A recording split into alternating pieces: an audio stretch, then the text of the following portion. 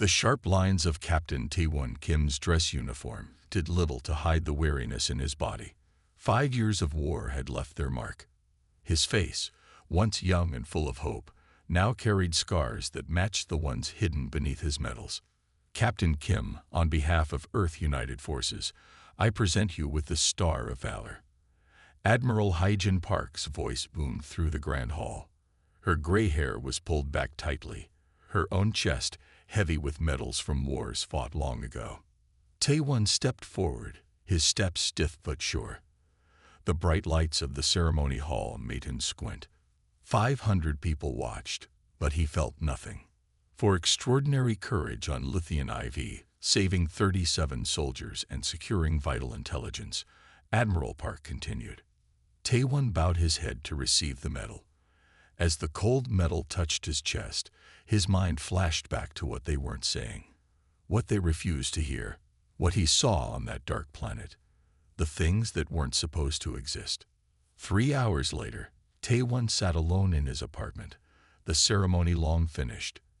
He had smiled, shaken hands, and said all the right words. Now, with no one watching, he pulled out the small black notebook he kept hidden. He flipped through pages of hurried drawings, creatures with too many limbs, beings made of shadow and light, things that changed shape when you looked at them too long. The military doctors had called it stress. War hallucinations, they said. Your mind protecting itself from trauma. But Tae-won knew what he saw. And stranger still, he recognized them. Not from any xenobiology class or military briefing, but from the stories his grandmother told him as a child. Tales of Dakebe and Gwishin, creatures from Korean myths that haunted the darkness. His comm unit beeped. A message from Dr. Ju Lee, the only scientist who hadn't dismissed him completely. Found something. Ancient text mentions beings that match your descriptions. Can we meet? Tae-won's heart raced. Finally, someone who believed him. He quickly sent back a time and place. He was about to put away his notebook when his comm beeped again. This time, an official military channel. Captain Kim, your presence is requested at EUF headquarters tomorrow at 800. Urgent matter. Confidential. Tae-won frowned. He had been given 3 months' leave after the ceremony. Something was wrong.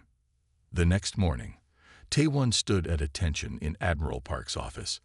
The large windows showed the rebuilt Seoul skyline, gleaming towers reaching toward the sky, hiding the scars of wars both alien and human.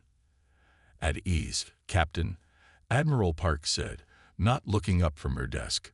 We have a situation. She pressed a button, and a hologram appeared between them. Swirling energy patterns near Jupiter's moons. These appeared 3 days ago. Our scientists can't explain them. She finally looked up at him. They matched the patterns you described seeing on Lithian IV. Tae-won's mouth went dry. You said those were hallucinations. It was easier that way. Admiral Park stood up. The public isn't ready to know that the monsters from their childhood stories might be real. So now you believe me. I believe something is happening, and you're the only one who's seen these things up close and survived. She handed him a datapad. You're being reassigned, special consultant to a new task force. Tae-won looked at the assignment details. A research base on Earth's moon. A team of scientists and soldiers. The Jupiter Research Station has been reporting strange dreams. Their communications became erratic yesterday. This morning, they went silent. Admiral Park's voice was tight. Whatever you saw out there, Captain Kim, it followed you home. Tae-won thought about his grandmother's warnings, about how the old stories weren't just to scare children, but to prepare them. When do I leave? He asked. Transport departs at 1600. Dr. Ju Lee will be joining your team. Admiral Park's expression softened slightly. Find out what these things are, Tae-won, before it's too late. Tae-won nodded, clutching the datapad. The myths of Earth were coming alive, and no one was prepared for what that truly meant. The air was cool and damp in the tunnel beneath Old Seoul. Tae-won's boots splashed in small puddles as he followed Dr. Ju Lee deeper underground. Their flashlights cut through the darkness, revealing walls of ancient stone mixed with modern support beams. "How much farther?" Tae-Won asked, ducking under a low pipe. "Just ahead," Ju said. Her short black hair was pulled back, and excitement shone in her eyes. Unlike the military officers who looked at Tae-Won with doubt, Ju believed him from their first meeting. They reached a heavy metal door marked with symbols Tae-Won didn't recognize. Ju placed her hand on a worn stone beside it. The door slid open with a surprising smoothness. "Welcome to the archive," she said, stepping inside. Lights flickered on automatically, revealing a large room filled with shelves. Some held old books and scrolls. Others contained strange objects and artifacts. In the center stood a modern computer system, looking out of place among the ancient items. "What is this place?" Tae-Won asked, turning slowly to take it all in. "A secret library maintained for thousands of years," Ju explained. "My family has been its keepers for 20 generations. We were called Myth Watchers once." She walked to a shelf and pulled down an old scroll. "After you told your story about Lithian IV, I knew I had to bring you here." She carefully opened the scroll on a table. Tae-Won gasped. The drawings on the yellowed paper matched the creatures in his notebook. The same twisted limbs, the same shifting shapes. "This is from the year 1322, Ju said quietly. "A monk drew these after a visitation in the mountains." She pulled out more scrolls, more books. Page after page showed the same beings Tae-Won had seen fighting on that distant world. "They're called many names in different cultures," Ju explained, typing on the computer. Images appeared on the screen, ancient paintings and carvings from around the world. Dakebe in Korea, yokai in Japan, fae in Europe, jinn in the Middle East. "The military thinks they're aliens," Tae-Won said. Ju shook her head. "There's something older, something that has visited Earth many times throughout history." She pulled up a star map on the computer. "Look at this. The archive has records of their appearances, always during specific star alignments." Tae-Won studied the map. "These match the current positions of the outer planets." "Exactly," Ju said. Her face was serious now. "The archive contains warnings too. They always say the same thing. When humanity reaches beyond its cradle, they will return." Tae-Won felt a chill. "We've been in space for centuries now. Why appear now?" "Because of the war," Ju said, typing again. A new file appeared, classified military documents. "How did you get these?" "I have sources," she said. "The Vrixian War changed something. The weapons you used, the neural networks to connect soldiers' minds, the psychic amplifiers." Tae-Won remembered the tech implanted in his head during the war, the way it let him connect with his squad, sharing thoughts and feelings. "You expanded human consciousness across space," Ju continued, "like lighting a beacon in the dark." A beeping sound came from Tae-Won's pocket. He pulled out his military communicator. "The transport to the moon base leaves in 3 hours." Ju nodded. "Take these." She handed him a small data drive and a strange metal amulet. "Download what you can from the archive. The amulet is a protection, according to the texts." Tae-Won looked at her. "You're not coming to the moon." "Change of plans. I've been assigned to the Jupiter mission directly." Her eyes were determined. "Something is happening at that research station, Tae-Won.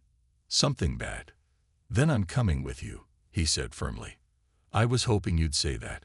She smiled slightly. "We leave tonight.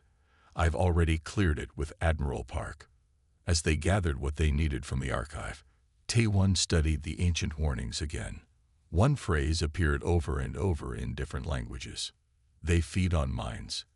They wear our fears. They are the veil between worlds."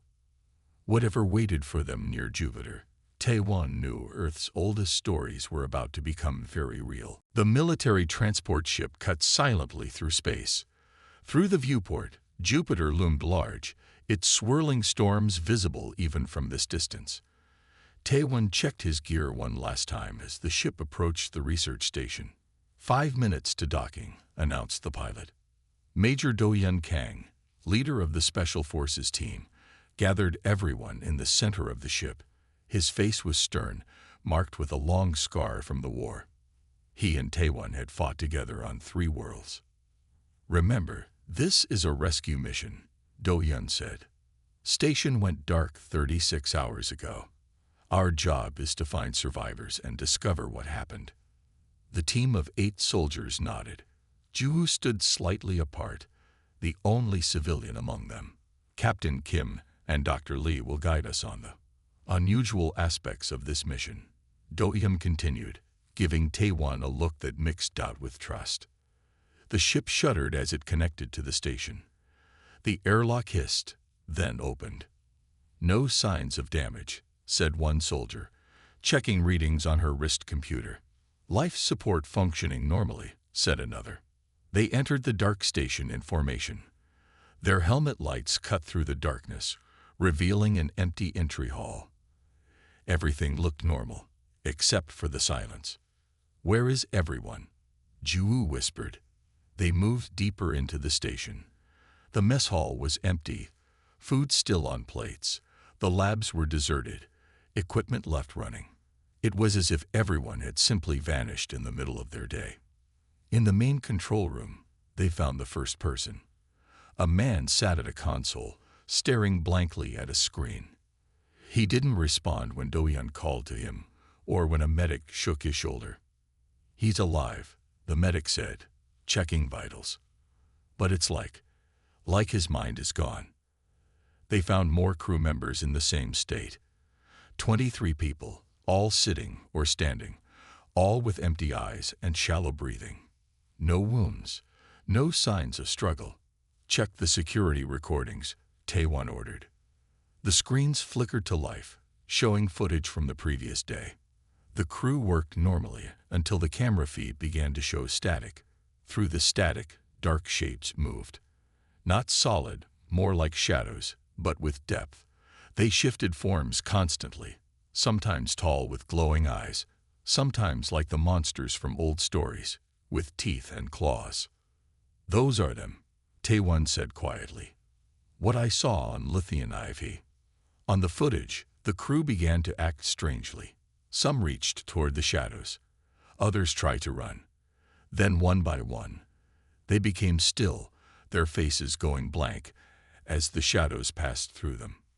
"They're still here," Ju said suddenly, holding up the amulet from the archive. It was glowing faintly. "The beings, they haven't left." A crash came from deeper in the station. The soldiers raised their weapons. "Movement in Section 6, one soldier reported, checking his scanner. They moved carefully toward the sound. The temperature dropped as they approached. Taewon could see his breath in the air. "There's someone there," Do-Yun said, pointing his light down a narrow maintenance corridor. A woman crouched in the corner, shaking. Unlike the others, her eyes were alert and terrified. Around her neck hung 3 amulets similar to the one Ju carried. "Don't let them take my mind," she whispered when they approached. "They're hungry.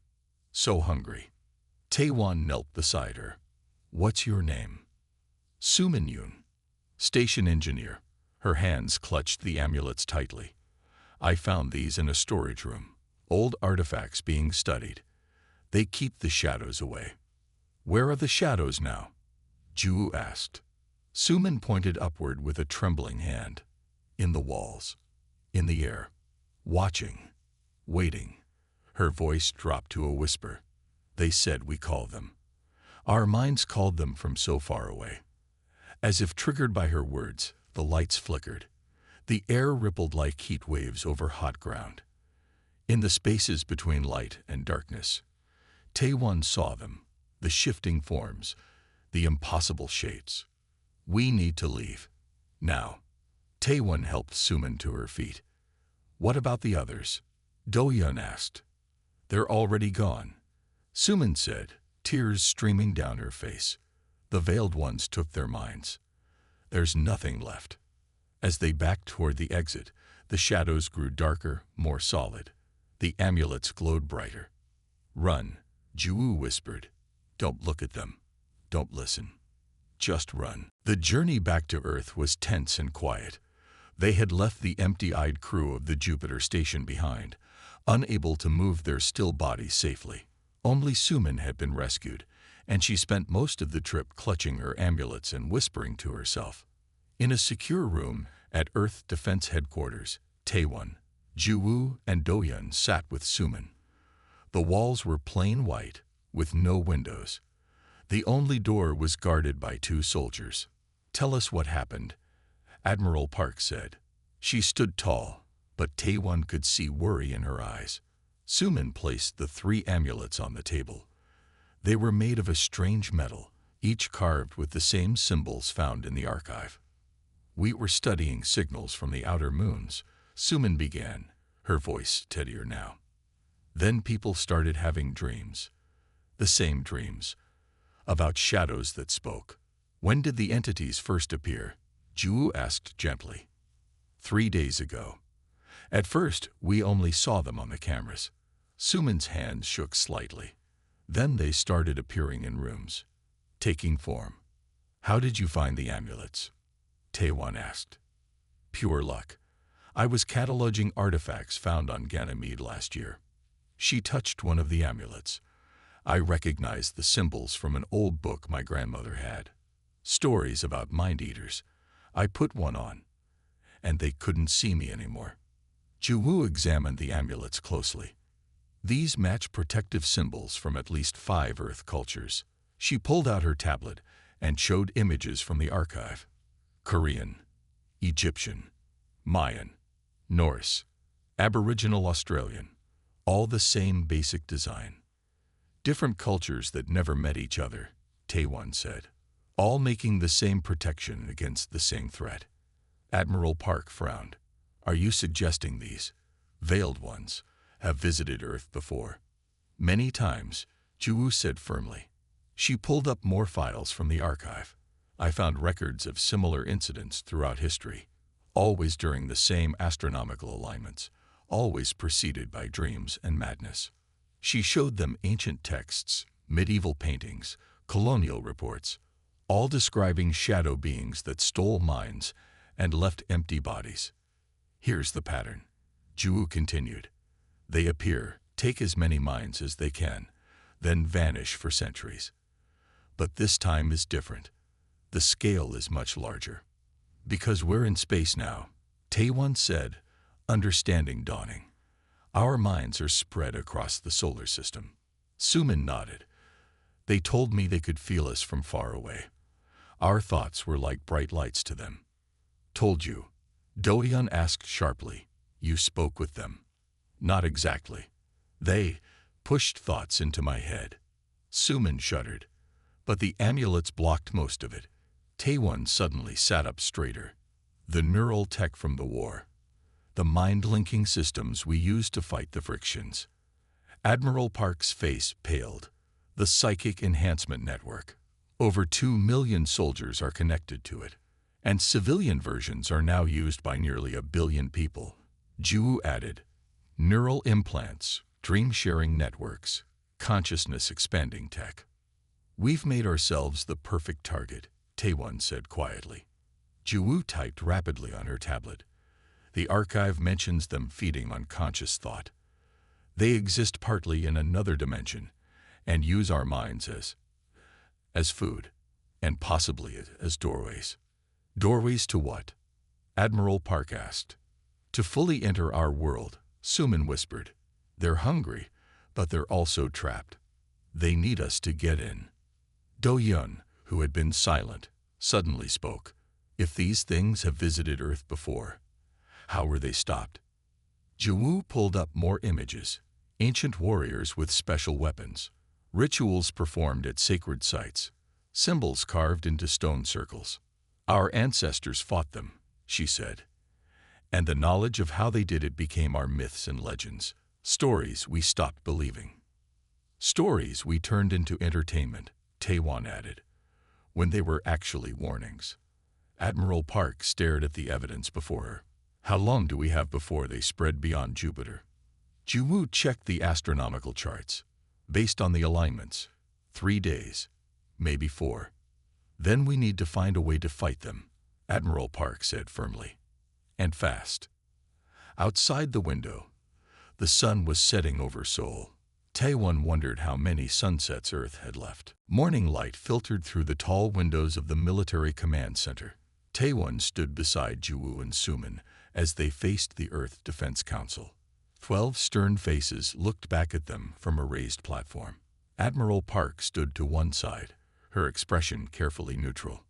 General Minjin Choi, head of the council, and Taewon's former mentor, studied the evidence they had presented. His silver hair and lined face spoke of decades of military service. "Let me understand," General Minjin said slowly. "You believe ancient myths about shadow monsters are real, and they're invading our solar system." Taewon stepped forward. "The evidence is clear, sir. The entities at the Jupiter station match descriptions from Earth's oldest stories. The astronomical alignments match historical appearances. And these amulets protect against them." Another council member asked, picking up one of Sumin's protective charms. "They block the entities from affecting our minds," Juwoo explained. "We need to mass-produce these and distribute them to all off-world colonies immediately." General Minjin exchanged glances with the other council members. Something in that look made Taewon uneasy. "Your request is denied," General Minjin said flatly. "There's not enough evidence to justify such an action." Not enough evidence. Taewon couldn't believe what he was hearing. 23 people on that station are empty shells. The security footage clearly shows. The footage shows unexplained phenomena. Another council member interrupted. "But jumping to myths and monsters is premature." Do-hyun, who stood at the back of the room, stepped forward. "I saw them with my own eyes. My team saw them. These things are real." General Minjin's face hardened. "This meeting is over. You are all ordered to cease this investigation and speak of it to no one. This is a matter of planetary security." As they were escorted from the room, Taewon caught Admiral Park's eye. She gave him the smallest nod before looking away. Later that night, Taewon met Admiral Park in an empty training room. The lights were dimmed. "They already know," she said without greeting. "About the Veiled Ones." She handed him a small data drive. "This is classified. Level 10 security. I could be executed for showing you." Taewon inserted the drive into his tablet. Files appeared. Mission reports, experiment logs, and video recordings. They showed military scientists working with shadowy forms trapped in energy fields. Soldiers with vacant eyes being examined by doctors. "They've been experimenting with these entities for over a year," Admiral Park said quietly. "Found one near Neptune. Brought it back for study. They're trying to use them as weapons." Taewon realized, horror washing over him. General Minjin believes they can be controlled, used against future alien threats. Admiral Park's voice was bitter. He doesn't understand what he's dealing with. Taewon's comm unit beeped. A message from Juwoo. "Found something big. Meet at the archive." Now. At the archive, Juwoo and Sumin waited with grim faces. Do-hyun was there too, surprising Taewon. "The military is planning something," Juwoo said, showing them more stolen files. "They're building amplifiers to attract more of the Veiled Ones. They think they can channel them as weapons. They'll bring destruction to Earth," Sumin whispered, "just like the old stories warned." "We need to stop them," Taewon said. "We need to go public with this." "They're already watching us," Do-hyun said. "My team has been reassigned. Our communications are monitored." A loud bang shook the archive door. Heavy footsteps approached. "They found us." Do-hyun drew his weapon. "You 3 need to get out. Take the emergency exit." "What about you?" Taewon asked, even as Juwoo pulled him toward a hidden door. Do-hyun smiled sadly. "Someone has to hold them off. Go, save what you can from the archive. Find a way to fight them." The last thing Taewon saw was his friend turning to face the door as armed soldiers broke through. "Where can we go?" Suman asked as they fled through the tunnel. "They control everything." "Not everything," Ju said, her face determined in the dim light. "There's a place, a colony that has been preparing for the Veiled One's return for centuries." "Where?" Taewon asked. "Europa," Ju replied. "We need to get off Earth. Tonight." The small transport ship drifted silently through space, its engines powered down to avoid detection. Through the viewport, Jupiter's massive form blocked the distant sun, casting the ship in shadow. Beyond the gas giant, the icy moon Europa waited. Taewon checked the ship's systems again. 2 hours until we reach Europa. No sign of pursuit yet. Their escape from Earth had been narrow. Admiral Park had helped them steal this ship, likely ending her career, or worse. They carried with them data drives full of archive information, and the protective amulets. Ju sat beside Suman, studying a strange map. "The colony should be here." She pointed to a spot on Europa's surface, hidden under the ice. "How do you know this colony even exists?" Taewon asked. The past days had left him doubting everything he thought he knew. "My family's records mentioned it. A group left Earth 300 years ago, when humans first reached Jupiter's moons." Ju's eyes were tired but determined. They were part of the same secret society that maintained the archive. "How do we contact them?" Suman asked, the amulet still hanging around her neck. "We don't," Ju said. "They'll find us." As they approached Europa, Taewon prepared to land on the designated coordinates.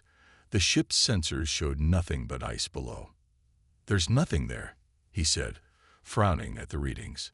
"Trust me," Ju insisted. As they descended toward the frozen surface, the ship suddenly stopped responding to controls. A soft green light surrounded them. "We're caught in some kind of beam," Taewon said, trying to regain control. The ice surface below them began to split open, revealing a hidden entrance. The green beam pulled them gently down into the opening. Darkness surrounded them briefly before lights flickered on, showing a massive underground hangar carved from ice and rock. People in white uniforms approached as they landed. Their faces were stern but not hostile. "They don't seem surprised to see us," Suman whispered. A tall woman with short gray hair waited as they exited the ship. Her posture reminded Taewon of a military commander. "I am Eunji-sung, leader of New Haven Colony," she said. "We've been expecting you." "How did you know we were coming?" Taewon asked. Eunji smiled slightly. "We have ways of monitoring Earth communications, and we know about the Veiled One's return." She gestured for them to follow. "Come, there's much to explain." They walked through tunnels of ice that opened into a vast cavern. A city spread before them, buildings of metal and stone nestled against the ice ceiling. Thousands of people moved through streets lit by artificial sunlight. "This is New Haven," Eunji said, "home to the descendants of those who remembered the old warnings." In a large meeting room, Eunji showed them maps and charts tracking the Veiled One's movements. "My ancestors were part of a global network of watchers," she explained. "When humanity began reaching for the stars, they knew the Veiled Ones would return. Some stayed to maintain the archives. Others, like my people, left to build this place. A fortress against them," Taewon said, understanding. "And a repository of knowledge," Eunji added. She pressed a button, opening panels in the walls to reveal weapons, devices, and more protective symbols. "Everything we've learned about fighting them through the centuries. Earth's military thinks they can control these entities," Ju said. "Use them as weapons." Eunji's expression darkened. "They will fail. The Veiled Ones cannot be controlled.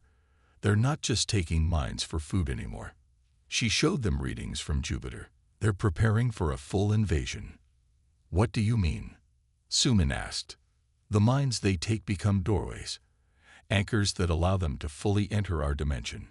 Eunji pointed to data showing energy patterns spreading from Jupiter toward Mars. "They've already begun." How do we stop them? Taewon asked. With knowledge our ancestors left us, Yunji said.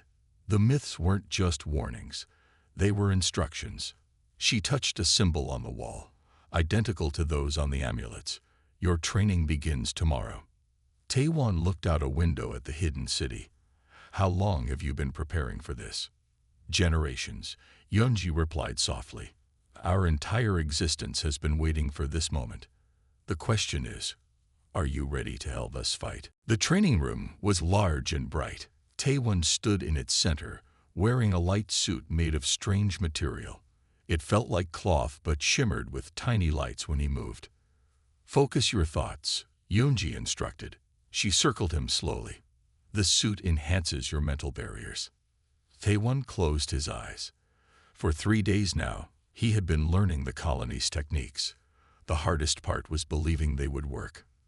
These aren't just stories, Yunji had told him on the first day. The mind is a real battlefield against the Veiled Ones. Across the room, Ju practiced with a strange weapon. It looked like a short staff with glowing symbols. When activated, it created patterns of light that disrupted the test shadows the colony used for practice. The ancients called it a soul anchor.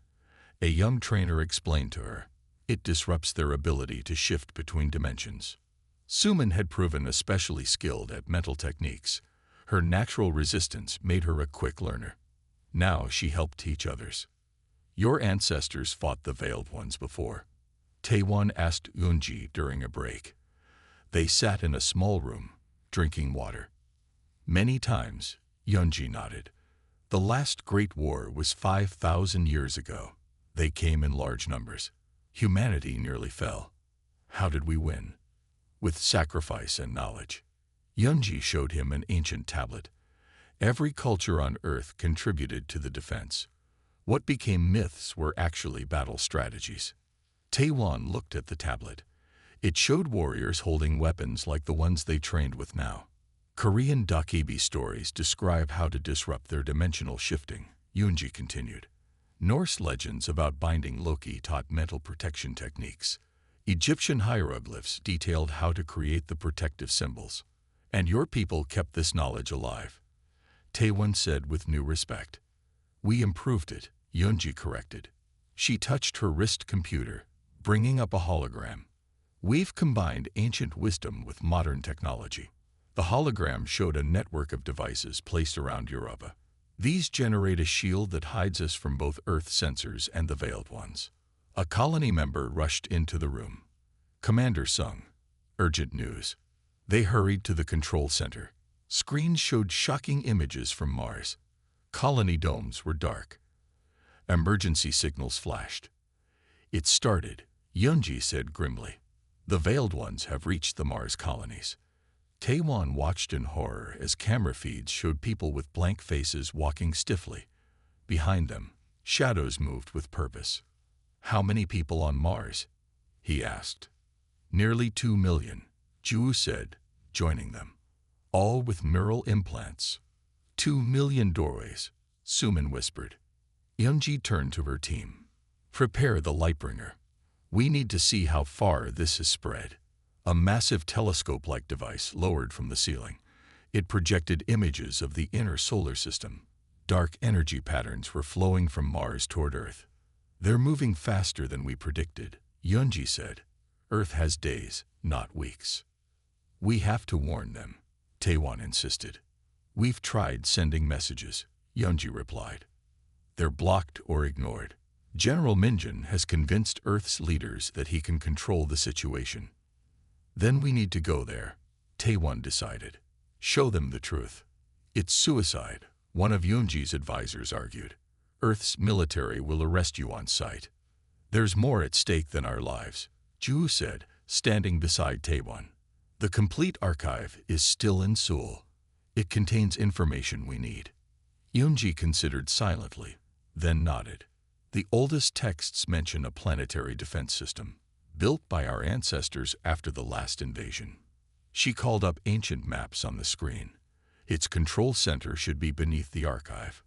We need to activate it before the Veiled Ones fully materialize on Earth, Suman added. I'll go, Taewon said. We'll go, Ju corrected. All three of us. Yoonji studied them, then made her decision. Take our fastest ship. And these. She handed them advanced versions of the tools they had trained with. You'll need every advantage. As they prepared to leave, Taewon looked at the images of Mars again. The shadows were thicker now, almost solid. If we fail, he said quietly, Earth falls. Then don't fail, Yeonji replied simply. The small ship broke through Earth's atmosphere under cover of night. Taewon piloted it low over the ocean, avoiding detection systems. The Europa colony's stealth technology worked well, bending light around the ship's hull. Seoul in 10 minutes, he told Juwoo and Sumin. All three wore the protective suits from the colony, with weapons strapped to their backs. The city came into view, its towers glowing in the darkness. But something was wrong. Sections of the city were dark. Streets that should be busy were empty. It's already starting, Juwoo said quietly. Look at the people. Taewon dropped the ship lower. Through the viewport, they could see people walking stiffly through the streets. Their faces were blank, eyes staring at nothing. Just like the Jupiter station, Sumin whispered. They landed the ship in a small park near Old Seoul. As they stepped out, the air felt wrong, heavy and cold, despite the summer night. The archive entrance is 3 blocks away, Ju said, checking her wrist device. No guards detected. But that might not mean anything.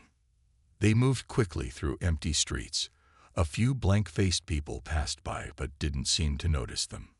The protective suits from the colony masked their mental presence. At the archive entrance, they found the door damaged. Someone had forced it open. The military, Taewon wondered. Or something worse, Ju replied.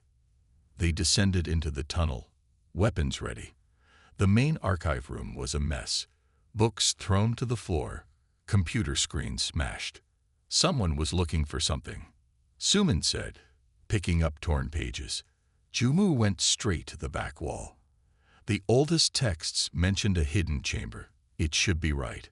She pressed a series of stones in the wall. Nothing happened. Let me, Taewon said. He ran his hand over the wall, feeling for anything unusual. His military training had taught him to find hidden things. A stone shifted under his fingers, then another. A small section of the wall slid open, revealing a narrow passage. The control center should be down there, Ju said, shining a light into the darkness. As they entered the passage, they heard footsteps above. Voices echoed in the main room. Someone's coming, Sumin whispered. They hurried deeper into the passage. It opened into a circular room filled with strange devices. At its center stood a pedestal with a crystal sphere. This is it, Ju said with awe. The planetary defense system. Sumin approached the pedestal. These markings matched the amulets. She began studying the controls, her engineer's mind working fast. Heavy footsteps approached from the passage. Taewon and Ju positioned themselves to defend the entrance. General Minjun appeared, flanked by soldiers. His uniform was perfect as always, but his eyes were wrong. Too dark, with strange patterns swirling in them. Captain Kim, he said, his voice oddly flat. Always the hero. General, Taewon replied, weapon raised. You've been compromised. General Minjun smiled, but the expression wasn't human. Compromised? No, I have been improved. The Veiled Ones have shown me true power. They're using you, Ju said. You opened the door for them. I welcome them, General Minjun corrected. Humanity is weak. With their help, we will become strong. Taewon noticed shadows moving behind the soldiers, not natural shadows. These moved with purpose, flowing like dark water. Sumin, how long do you need? Taewon asked without turning. 5 minutes, she answered, working furiously at the pedestal. You don't have 5 minutes, General Minjun said. The shadows behind him grew larger. The doorway is almost complete. Soon, they will fully enter our world. Then we'll have to close it. Taewon activated his weapon. It glowed with bright symbols. You think you can stop this? General Minjin laughed. Look outside. It's already too late. Through a small window in the chamber, Taewon could see the sky above Seoul turning strange colors, rippling like water. Juwoo, help Suman, Taewon ordered. I'll handle this. With a cry, he charged forward, weapon blazing with light. The shadows shrieked and pulled back. The possessed soldiers raised their guns. For Taewon, there was no choice. His mentor was gone, replaced by something else. As he fought his way toward General Minjin, he knew only one thing for certain. The final battle for Earth had begun.